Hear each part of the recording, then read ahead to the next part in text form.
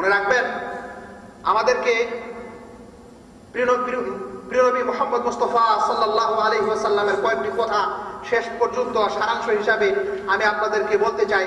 এই সমস্ত কথাগুলির সারাংশ যদি দেখা যায়, তাহলে একটি কথা অবশ্যই মনে রাখবেন যে শরীয়তি মারেফতির নামটা হলেই এটা কোনো ইসলামের কথা নয়, এটা হচ্ছে ইসলাম বিধ্বংসকারী, ইসলামের সাথে ঠাট্টা বিদ্রোহকারী কিছু কথা। এগুলো থেকে আমাদেরকে সব সময় দূরে থাকা দরকার। এগুলো হচ্ছে একটা নিছক গানের অনুষ্ঠান।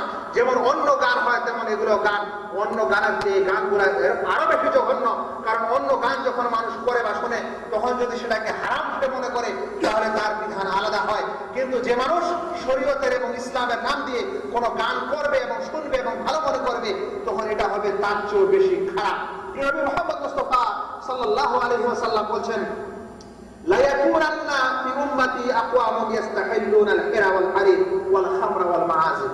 কিয়ামতের পূর্বে আমার উম্মতে এমন কিছু মানুষ হবে যারা বেবিচারকে জায়েজ মনে করবে, হালাল মনে করবে, রেশমের কাপড় পরাকে হালাল মনে করবে এবং মদকে হালাল মনে করবে আর বাদ্যযন্ত্রকে হালাল মনে করবে। এই শরীয়তে মারফতের প্রত্যেকটা মানুষই বাদ্যযন্ত্রকে হালাল মনে করে এবং মদ পান করে।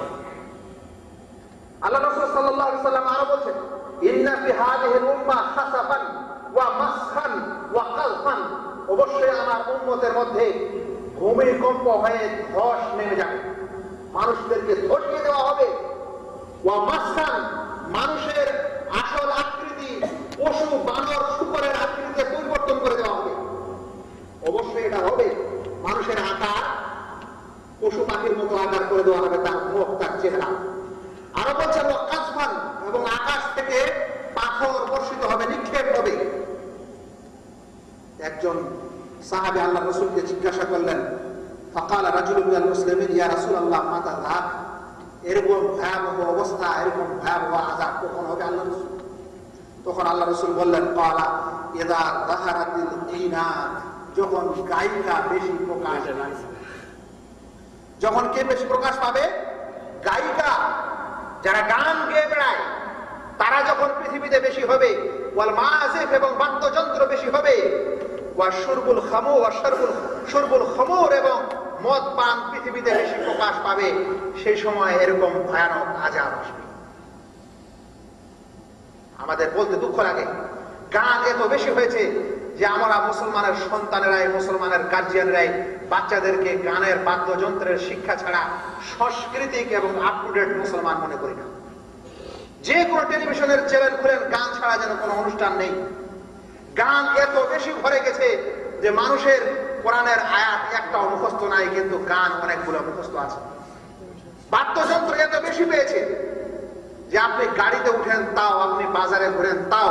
আর নাউজুবিল্লাহ, এখন বর্তমান যুগে আল্লাহর মসজিদে নামাজ পড়তে আসছে নামাজি মানুষ, তা সত্ত্বেও মোবাইলে গান করে রাখছে। এটা কি গানের প্রকাশ নয়? আমাকে আশ্চর্য লাগে, একজন নামাজি মানুষ আল্লাহর ইবাদত করতে আসে, ওই মানুষ কেমন করে মোবাইলে গানের অর্থাৎ বাজনার টোন লাগাই দেয়। এতখানিও ভয় পায় না যেটা আল্লাহর ঘর?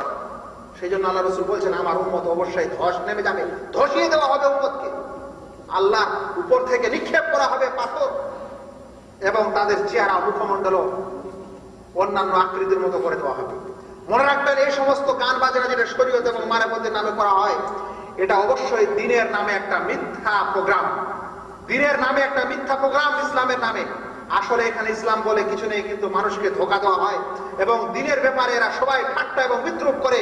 যেমন একটু আগে বললাম, তাদের উদাহরণগুলি শুনলেন। এই জন্য প্রিয় নবী মুহাম্মদ মুস্তাফা সাল্লাল্লাহু আলাইহি ওয়াসাল্লামের একটি হাদিস শুনিয়ে দিতে চাই। আল্লাহ রাসূল বলেছেন, ইন্না কাযিবান আলাইয়া লাইসা কাযিবি আলা আহাদিন। আমার উপর মিথ্যা কথা বলা অন্যান্য মিথ্যার মতো নয়। ইসলামের ক্ষেত্রে মিথ্যা বলা অন্যান্য মিথ্যার মতো নয়। আজ আপনাকে কেউ বললো যে ভাই কোথায় যাচ্ছেন, তো যে কোনো কারণে হয়তো আপনি ব্যাংকে যাচ্ছেন, মানুষটাকে বলতে চাচ্ছেন না, বলছেন আমি বাক্কালায় যাচ্ছি, মিথ্যা বললেন। এই মিথ্যা কথাটা আর ইসলামের নামে মিথ্যা কথা বলা, দুটোর মধ্যে বিরাট পার্থক্য। ওই জন্য আল্লাহ রাসূল বলছেন যে আমার ব্যাপারে মিথ্যা কথা বলা আর এমনি মিথ্যা কথা বলা সাধারণ, দুটা এক নয়। ফামান কাযিবা আলাইয়া মুতাআম্মিদান, যে ব্যক্তি জেনে বুঝে আমার উপর মিথ্যা আরোপ করবে, মিথ্যা কথা বলবে, ফালিয়াতাবাওয়া মাকআদাহু মিনান নার, সেজন্য নিজের ঠিকানা জাহান্নাম করবে। আজ যারা শরীয়তি মারাফতি গান গাইতে আসছে এবং ইসলামের নামে এই সমস্ত মিথ্যা কথা বলছে, যার প্রমাণ কোরআন এবং হাদিসে নেই, এরকম সবাই যেন এই কথাটি মনে রাখে, আল্লাহ রাসূলের এই হাদিসটি, ফালিয়াতাবাওয়া মাকআদাহু মিনান নার, সেজন্য নিজের ঠিকানা জাহান্নাম করে নেয়। এবং যারা আমরা শুনছি এবং সমর্থন করছি, তারা যেন এই হাদিসটি স্মরণ করে। আল্লাহ তাআলা কিয়ামতের দিনে এক প্রকার মানুষকে বলবেন, আল্লাহ তাআলা কোরআনে বলছেন, কুল আবিল্লাহি ওয়া আয়াতিহি ওয়া রাসূলিহি কুনতুম তাস্তাহজিউন, বলে দাও তোমরা আল্লাহর সাথে, আল্লাহর নিদর্শন সমূহের সাথে আর রাসূলের সাথে রহস্য করেছিলে? পৃথিবীতে আল্লাহর নিদর্শন এবং রাসূল যা বলেছেন এ বিষয়ে তোমরা রহস্য করেছিলে দুনিয়াতে? লা তাতাযিরু, আজ কোনো ওজর পেশ করো না, কোনো কিছুর কথা বলো না, কোনো কিছুর দোহাই দিও না, কোনো ওজর তোমাদের শোনা হবে না। কাদ কাফারতুম বাদা ঈমানিকুম, ঈমান আনার পরেও তোমরা কাফের হয়ে গেছো। ঈমান আনার পরে কি হয়ে গেছো? কাফের হয়ে গেছো। তাই মুসলমান নামটা রাখলেই হয় না, কোন কোন সময় নামাজ রোজা করলেও হয় না। আল্লাহ তাআলার আয়াত, আল্লাহ তাআলার বিধান, নবী মুহাম্মদ মুস্তাফা সাল্লাল্লাহু আলাইহি সাল্লামের সম্পর্কে, তার হাদিসের সম্পর্কে যে মিথ্যা বলবে এবং রহস্য করবে, ঠাট্টা বিদ্রুপ করবে, তারা যেন মনে রাখে কোরআন শরীফের এই আয়াতটি এবং হাদিসটি।